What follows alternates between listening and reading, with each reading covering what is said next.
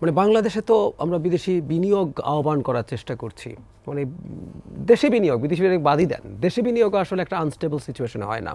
একজন বিনিয়োগকারী দেখতে চান একটা খুবই স্টেবল অবস্থা বিরাজ করছে, ইভেন এটা যদি অথরিটারিয়ান সরকারও হয়। বলা হয় যে বিনিয়োগের জন্য সবচেয়ে নেগেটিভ পয়েন্ট হচ্ছে আনসার্টেনিটি।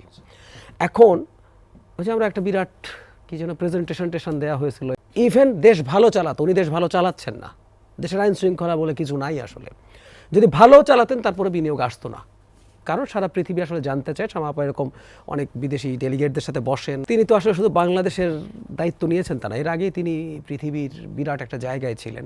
সো তার ইন্টারিম সরকারের প্রতি অনেকের মনোযোগ আছে। সো উনি বাংলাদেশকে নিয়ে দায়িত্ব নিয়ে ডেমোক্রেটিক ট্রানজিশনটা করে দিয়ে যেতে পারছেন কিনা। কারণ আমরা আরব স্প্রিংয়ের সময় খেয়াল করেছি মিডল ইস্টে অনেক দেশেই স্বৈরাচারের পতন হয়েছে।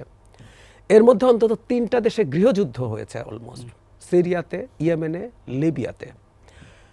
ইজিপ্টে একটা নির্বাচন হলো, তারপর আবার মিলিটারি ডিক্টেটর চলে আসলো। সো ডক্টর ইউনূসের প্রতি ফোকাস থাকবে যে এত বড় একজন ব্যক্তিত্ব, তিনি বাংলাদেশকে এই টার্মোয়েলের টাইমে নেতৃত্ব দিয়ে পারছেন কিনা। সো এটা ওনার নিজেরও একটা দায় আছে এই ল্যান্ডমার্কটা জানানো, যে আমরা সব কিছুর পর এখন পর্যন্ত আমরা মেজর হানাহানিতে নেমে পড়ি নাই। যদিও ফল্ট লাইনের তৈরির চেষ্টা আছে, এবং ওই যে আপনারা যে কথা বলছিলেন নির্বাচন ঠেকানোর যে চেষ্টা আছে, সো এটাকে বৃদ্ধির চেষ্টা হবে।